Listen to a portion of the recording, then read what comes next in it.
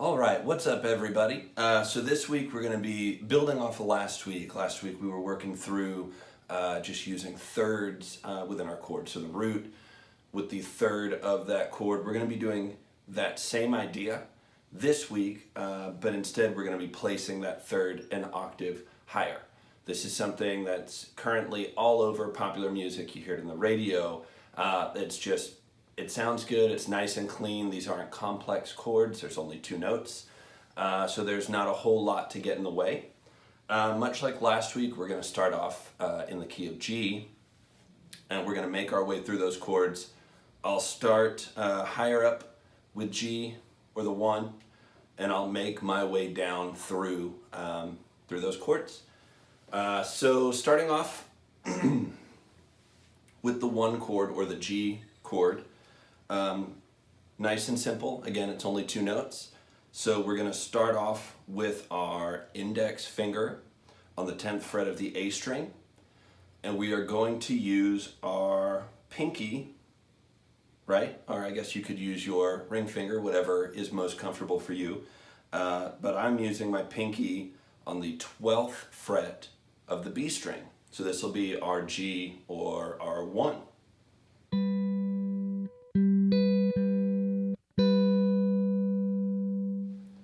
So after that, we'll move into like a 5/7 or an F sharp. So what we're going to do is we will move our index finger down to the 9th fret of the A string, and we will use our middle finger on the 10th fret of the B string.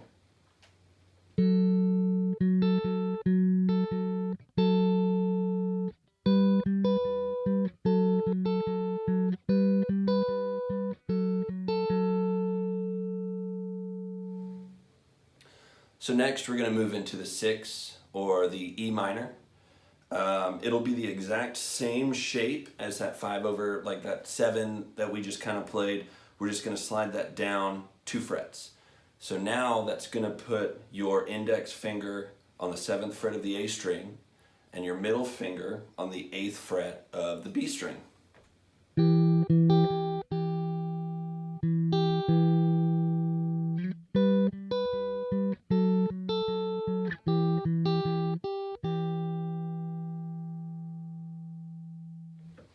All right, and so for the 5 or the D in the key of G, we're going to go back to that first shape we used for the G or the 1.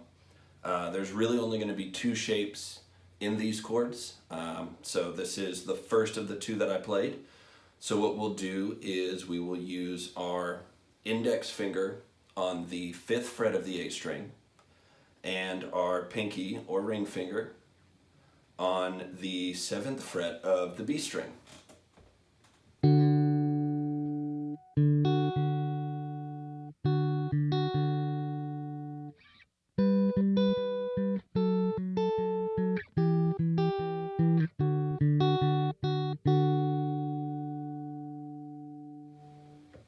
All right, and now for the 4 or the C, it's this exact same shape, just slid down 2 frets. Nice and simple. So that'll put our index finger on the 3rd fret of the A string and our pinky or ring finger on the 5th fret of the B string.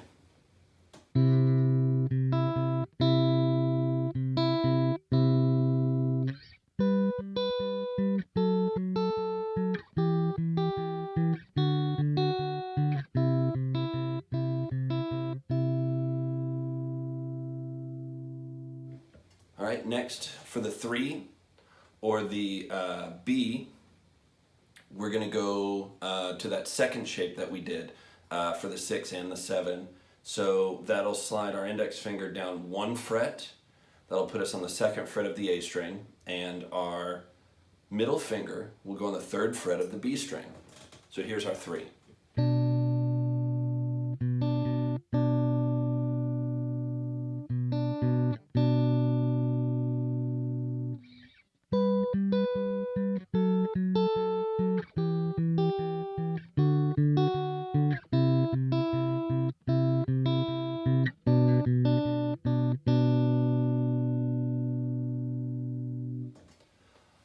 Okay, and so next for the 2 or the A minor, we can do that a couple of different ways. We start getting down at the end of the neck and we're running out of space. You can play that 2 down here at the bottom of the neck, but I'll also play it an octave up just to give some options. So what we'll do for that A minor is we're actually going to ring, for the lower one, we're going to ring the A string open. And then we will just fret the first fret of the B string. So I'll start there, and then I'll move it up an octave.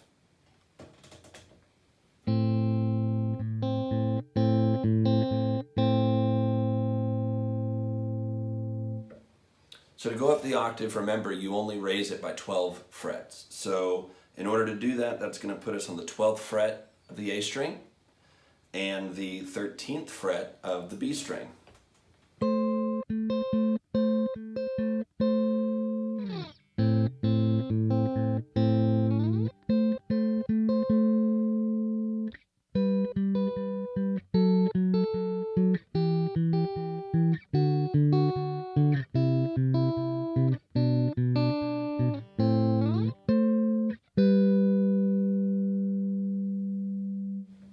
And so that's it. Those are the notes that you'll use in the key of G. Again, all of these shapes translate into the other keys. It just depends on where you're going to start, but you're going to do those in the same order.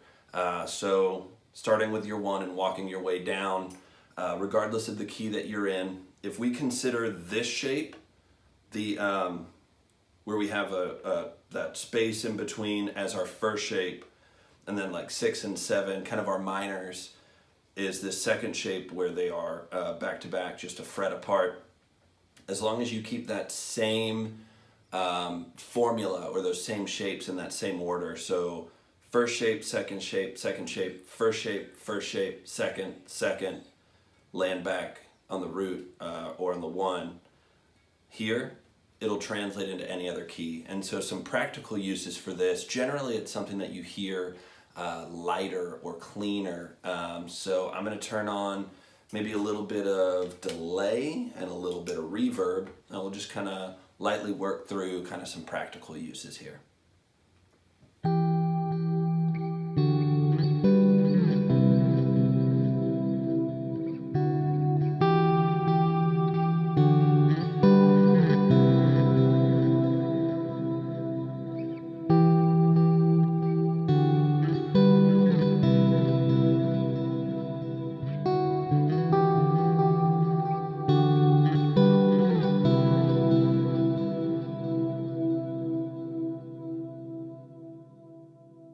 Now, of course, that's something that you could do with more overdrive, or obviously without reverb or delay, just depending on kind of the sounds that you need at the moment or the atmosphere that you're trying to create. But by all means, experiment, figure out what's going to work best for you and for the song that you're playing and your application. But experiment, work with it, play through it in different keys, and see maybe this is something new for you that can inspire you in some way.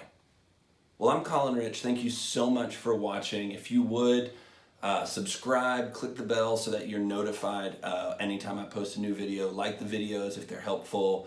Comment maybe if you have any other questions. But thanks again for watching. I'm Colin Rich.